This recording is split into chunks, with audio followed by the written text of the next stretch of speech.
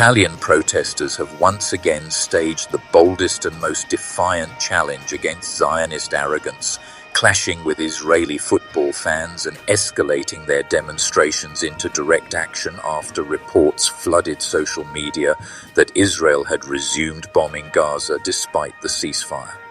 Oh!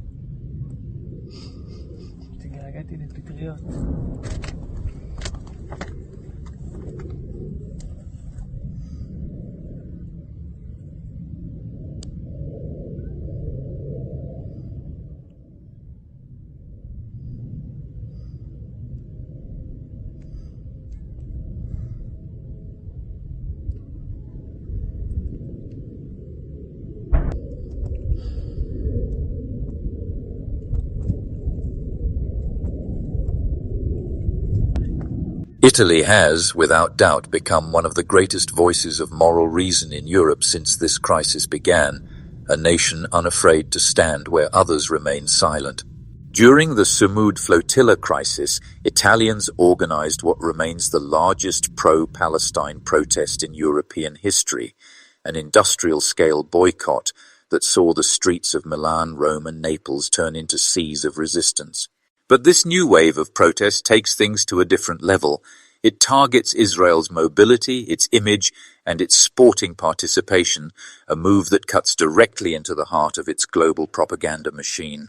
Before diving into those fiery scenes, it's worth returning briefly to Gaza, where only days after war criminal Benjamin Netanyahu signed a ceasefire deal. Israel has once again proven that no truce with a Zionist regime can ever be trusted.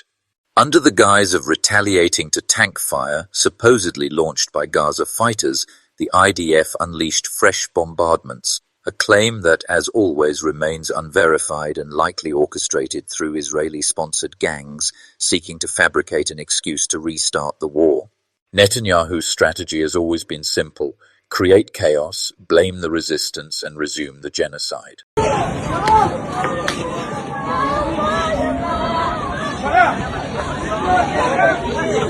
قصف كافيتيريا قصف كافيتيريا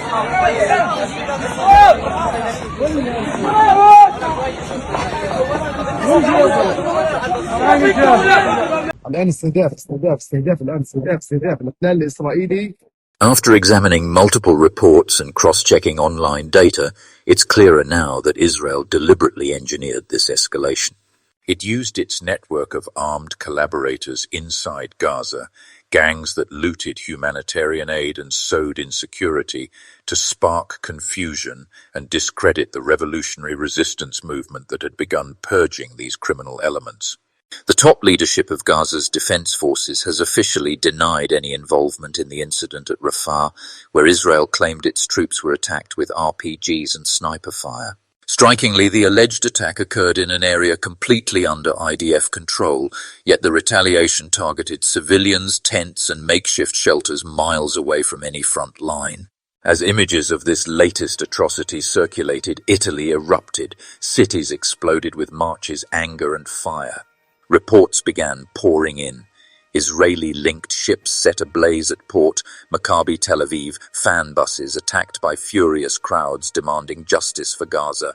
When Netanyahu's spokesman faced the media, his response was as hollow as expected, fumbling through lies and excuses while the world watched the mask of hypocrisy slip once again.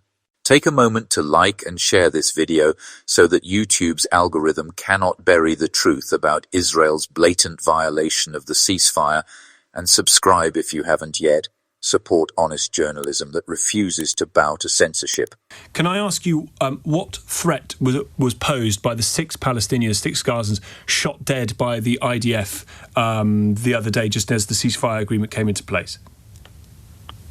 That incident happened. Our troops had withdrawn to what's called the yellow line. Mm-hmm. They advanced towards our troops. Warning shots were fired. Verbal warnings were given first.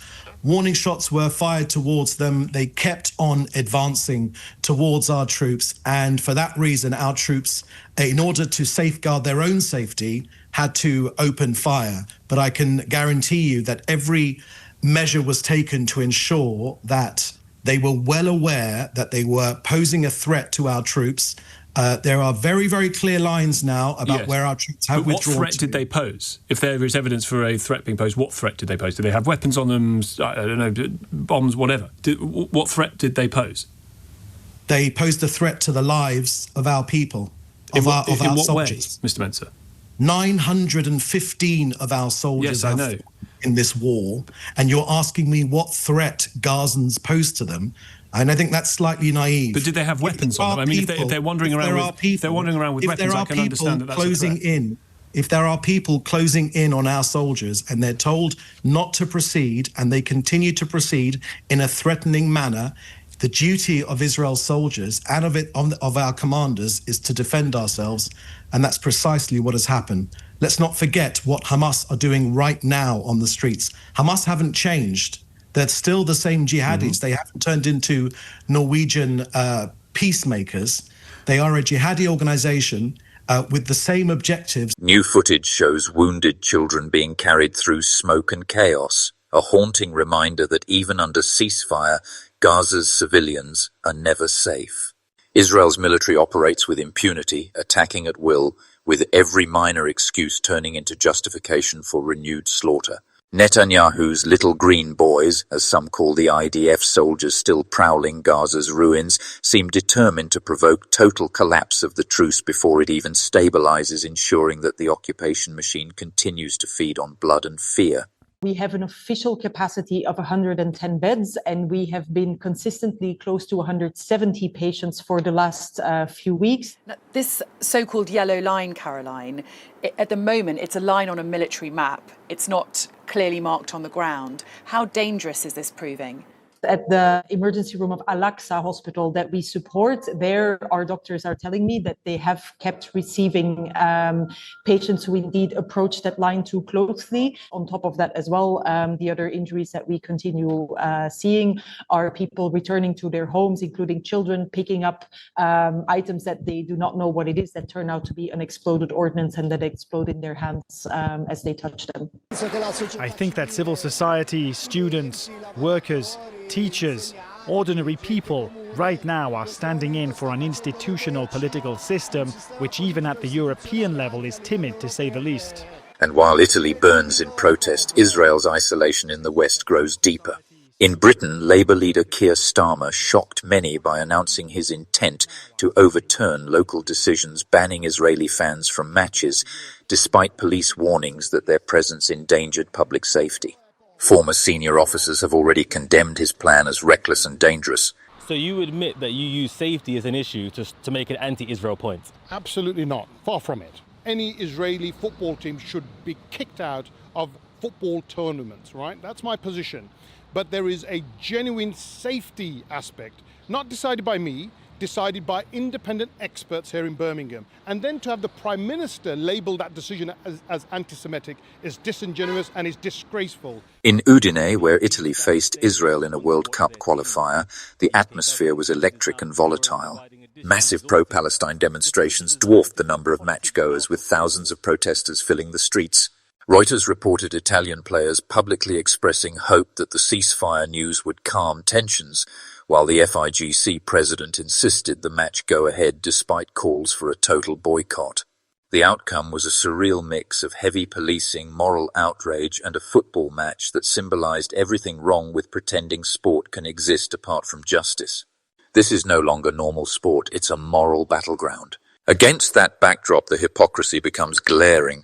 When FIFA and UEFA banned Russia in 2022, the Court of Arbitration for Sport upheld it, citing the need to protect the integrity and safety of competitions. Several federations refused to play Russia, making it impossible to continue fairly. Today, Israeli teams face the exact same conditions, barred from hosting home matches, forced into neutral venues under extraordinary security, and now rejected by fans and local authorities across Europe. The same logic used to justify Russia's exclusion now stares FIFA in the face and exposes its cowardice. If Russia's war crimes warranted suspension, then Israel's far bloodier campaign, its open genocide in Gaza and its violent supporters should make it equally unfit to compete. Anything less is hypocrisy on an industrial scale. So here stands Italy, once again leading Europe's conscience from the flames of its ports to the chants echoing through its stadiums. The message is clear. No more silence, no more excuses, no more normalization of apartheid through football. When ships burn and banners rise, they are not just acts of protest, they are acts of remembrance for Gaza's martyrs and a warning to the world that justice can no longer be postponed. Thank you for watching and for standing on the side of truth. Subscribe to support independent journalism. Until next time, God bless you.